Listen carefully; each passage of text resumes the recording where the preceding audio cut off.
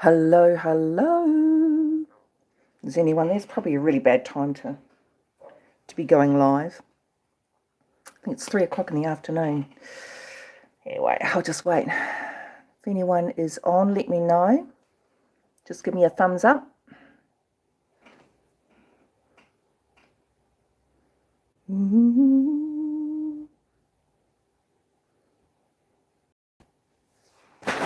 Just see. What on earth is that?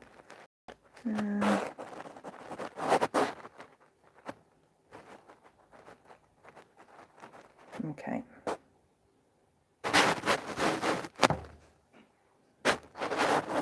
Alright, it's the first time I've gone live before, so I don't know what I'm doing. Is there anyone here? Okay. Alright, cool. I've got a thumbs up. I don't think I can see the chat. Anyway, I'm just going to plow on through. Kia ora koutou katoa, which means hello everybody. Ko Michelle Uriaro aho, which just means my name is Michelle Uriaro.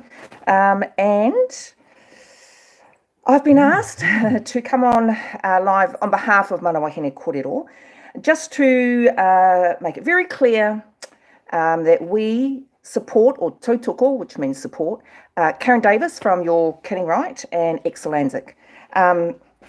Yeah, so I mean, I don't think that should be any great surprise to anyone. You know, all the crap that's been happening with Jen Specht and other characters, I won't even, go into it too much, but, it's just been disgraceful, to be honest. Karen's right. She has every right to be able to give her opinion. No one is forcing anyone to watch YouTube. We're not forcing anyone to watch our YouTube channel, that's for sure. And we certainly wouldn't, be arrogant enough to be telling people what to do, what they can and can't say, and how they need to say it. I've never, in this fight, people have talked about mermaids, Tavistock, a gender clinic in Melbourne, and no one's turned around and said, oh, you need to be contacting them privately. That's a load of bullshit, that is. So, all organisations that purport or that present themselves as being family friendly, they're public companies or organisations, well, they're open to public scrutiny. And especially given that we're talking about pedo supporters here. So I'm pretty sure it's no surprise to anyone that's listening in. Institutions and organisations have had a long tradition of choosing being popular or, being in political favour over child safeguarding. That is the reason why the priesthood has the history that it does when it comes to, child sex abuse, or child rape, I should say, and, just sexual abuse. So it's in our best interests to hold these organisations to account. As far as the priesthood is concerned, we're talking about years and years and years of it going on. And, those children are now adults like our age. Anyway, and the other thing we have to remember is that there is a concerted effort to actually add pedophilia or pedophiles to the LGBTQI alphabet soup. An actual genuine concerted movement to actually add, it's either the P or the M for minor attracted persons. It's just all disgusting. And the thing is, look, I know it's a yucky subject, absolutely. But if we are interested as parents in genuinely safeguarding our children, we must be aware of who is and who is not associating themselves with pedophile supporters, okay? I don't understand how that can be reframed to mean anything else. I'm just aghast that Karen has been called a pedophile. She's not the only, and it's hard for us to, as Manawa Hine Kōrero, we are Māori, it's hard for us to not see this as racism, because other women have actually pointed out that Stella O'Malley and other women have basically opened up the door to pedophiles, or not just pedophiles, but to AGP men, in this movement. And that's not helpful at all. But Karen's been called a pedophile, and some dude behind a cartoon character who calls himself Angus Fox on behalf of Jen Specht apparently has issued a letter out to parents from GenSpect encouraging them to complain about Karen, to get her YouTube channel taken down. Like, I've not known that to happen to any other woman in this movement who has complained about, certain men being allowed as a part of the gender critical movement. So there's that. As far as we're concerned, there is no such thing as transgender or being trans. As far as our culture is concerned, I personally would argue that there's no such thing in any culture, but, here we are. We don't appreciate being expected to, enable an ideology that isn't even ours. And we certainly do not. We've never, ever had a history of chemically or surgically castrating our tamariki. Like, that is some sick, twisted shit, that is. To purposely end our whakapapa? Are you kidding me? No.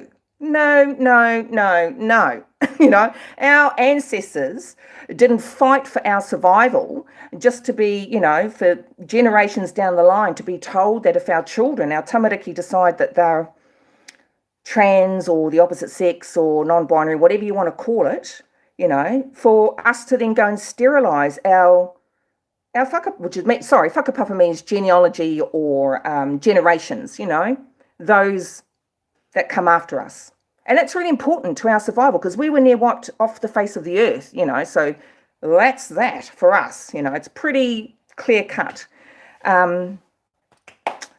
What else was I going to say? And that's the other thing, there is a known number of paedophiles amongst men who claim to be trans or AGP. I don't know. The whole point of the transgender umbrella basically is to ensure that it's all surreptitious, In my day, we had transsexual, transvestite, right? We don't even say those terms anymore.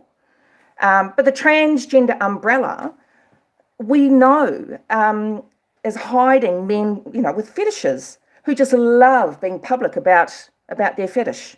They get off on it. And there are a number of them that are pedophiles. So, it is up to us in this movement to make sure that men like that are kept well away. They can do whatever I prefer they didn't, but, as part of this movement, no. And certainly not anywhere near tamariki or mokopuna, children or grandchildren. I don't even understand how that could be justified. That might be the reason why they're trying everything, to take down Karen's channel or to, call her a pedophile. That's twisted, that shit is. It really is. It pisses me off. As well as, like the core group of manawahine kōrero, if you didn't know already, like we don't come from privileged backgrounds. We've come from, all of us have been in child state care at some point in our lives.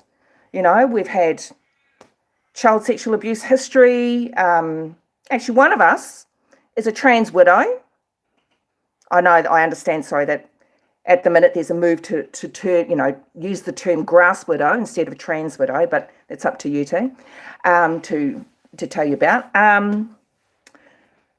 So we don't come from privilege, and this is what really astounds me within the so-called feminist movement is that, yes, I love the theory. Don't get me wrong. I've enjoyed reading, some of the theory. I haven't read it all. I've got a life to live. I don't have time to sit down and read it all. But from what I've read, I really appreciate the theory. But feminists themselves, what is the point of feminism if you're not going to be, standing for women's rights, women who don't have access, or, to services perhaps, or, women that have survived childhood, horrific childhood trauma.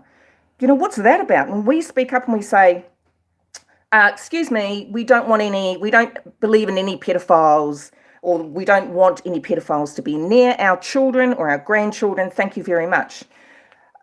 I can't see how that comment or that observation or even opinion could ever be considered as distasteful.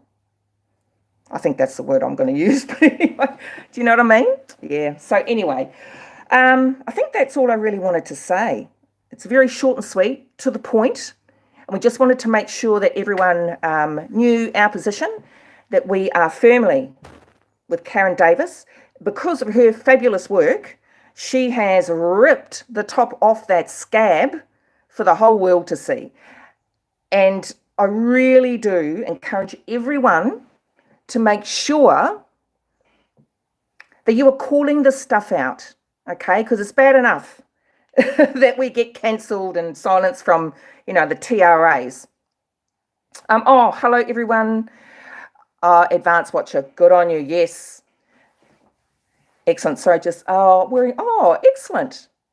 Oh, yes, our T-shirt shop. If anyone is wanting any more T-shirts, I'm sure everyone's got a T-shirt shop happening at the minute. What we try to do with the money that we make from our T-shirts is we actually try and hand it on to other women in this fight with us. So yeah, we do donations, behind the scenes. So if there's any questions anyone wants to ask me, I'll sit here. I'll just wait until, I don't know how to, oh yes, okay. I think I'm doing, it's the first time I've done this, so I do apologise for not knowing what I'm doing. All right. Any questions? I'll just do that. Oh, we go. VF 555, yeah, sure, no worries. Sunny England. Oh, it is morning there. I wasn't even sure. I didn't check the time anywhere. It's like school pickup time here in Australia. We homeschool, thank goodness. One of the reasons that I'm able to do this actually is because I do homeschool. But of course, because I homeschool, I can't be, in it all the time. I can't be everywhere and all that type of stuff. Okay, so love your shirt so much. Oh, good. I'm glad you like our shirts. Thank you so much. Mine's in the wash, otherwise I'll be wearing it. Trinidad, kia ora. Yes, feminism. Yeah, Di asked me actually to do a video, and I'm like, okay, and I did a video, and I got my words, and I just thought, you know what, just go live. Okay, so if anyone's got any questions, just put them in the comments now. If not, that's all good.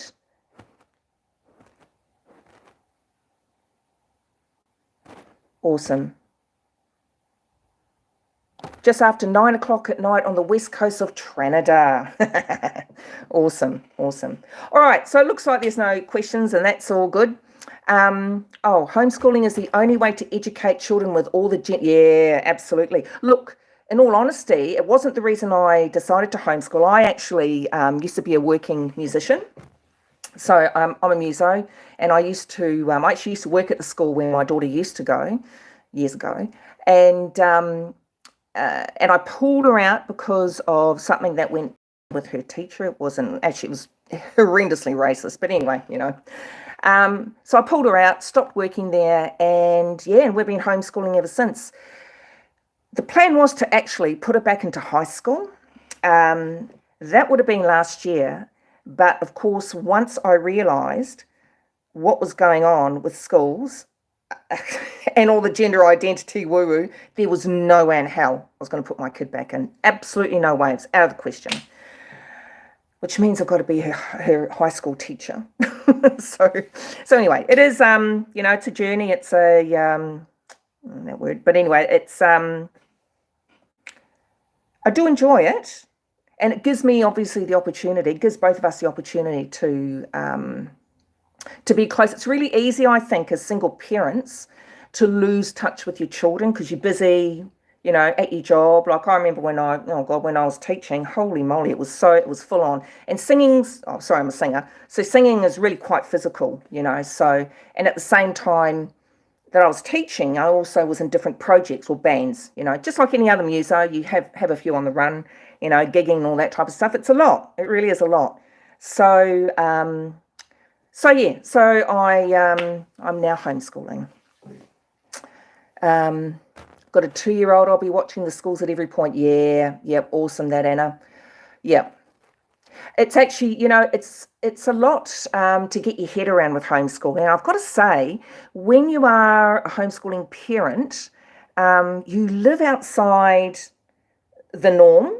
in more ways than one, and more than you realise. Like, I've only just kind of realised in the last, 3 years, oh, okay, I'm really outside the norm. You get a different view. It's almost like you miss the mainstream. I mean, I don't really know. It's difficult to explain. You can hear me struggling to explain it. But, plus I don't watch the news. I'm not a mainstream. I haven't watched the news for a long, long time. Maybe that contributes to it as well.